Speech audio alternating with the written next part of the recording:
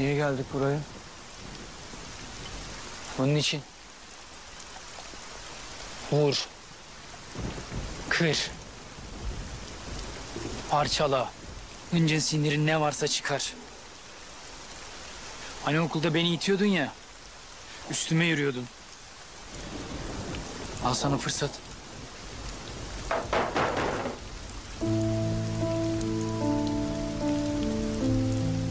Hadi.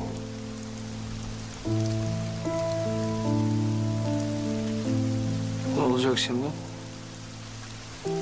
Onu yapınca... Ama...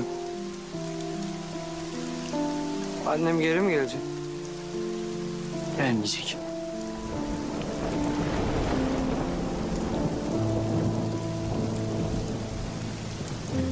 Onca insan var. Herkes yolculuk yapıyor oğlum. Hatta bir keresinde biliyorsun biz de yapmıştık. Gitmiştik böyle Eren familya olarak. Ailecek. Eğlenerek gitmiştik böyle eğlenerek geri gelmiştik. Çok güzel. Ama benim annemi taşıyan otobüs gidiyor yakın tanklerine çarpıyor. Gidiyor yakın tanklerine çarpıyor. Çok yaşa lan benim annem. Çok yaşa lan. 41 yaşındayım lan. 41 yaşındayım.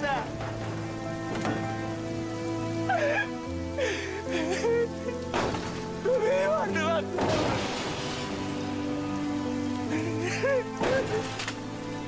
Ya.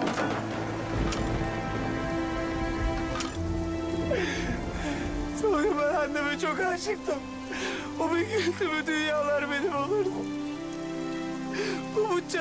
Umutcan şimdi onsuz büyüyecek. O da hiç tanımayacak, yüzüne hiç dokunamayacak. Aa! Ben annemi geri istiyorum. Ben annemi geri istiyorum. Aa! Aa!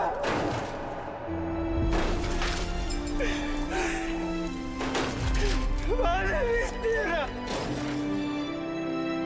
Aa!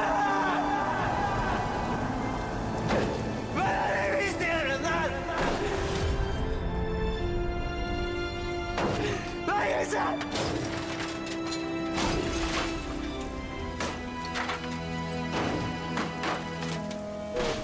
Aa! Aa! Ben annemi istiyorum. Ben annemi istiyorum. Ben annemi istiyorum lan.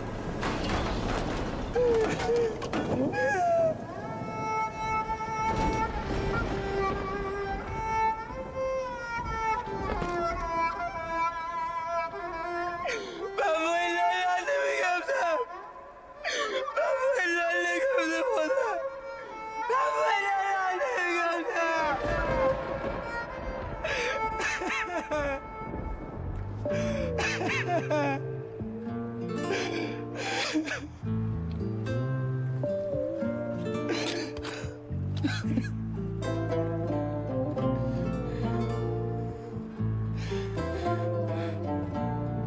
Ağla lan. Hüngür hüngür ağla oğlum. İçinde ne kadar atamadığın şey varsa at bir şekilde. Hiç dinmiyor öfken, dinmeyecek de. Sen ne yaparsan yap bir şey değişmeyecek. Şimdi sen bazen diye baksan onu hatırlayacaksın. Başka insanların suratında belki annenin yüzünü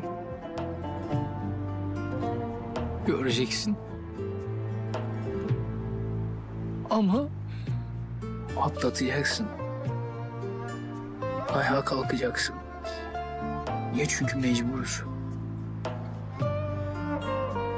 Bunun direği sızlayacak.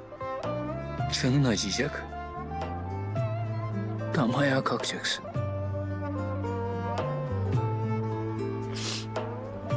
Bir gün bana gelip demiştin ki...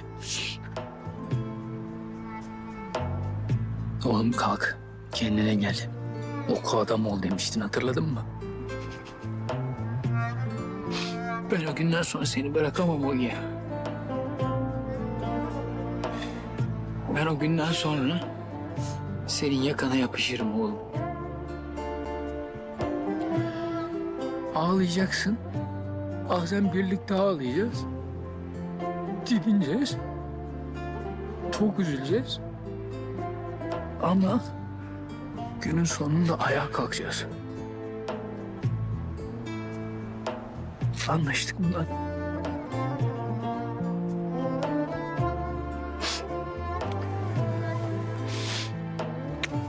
Aslan kardeşim.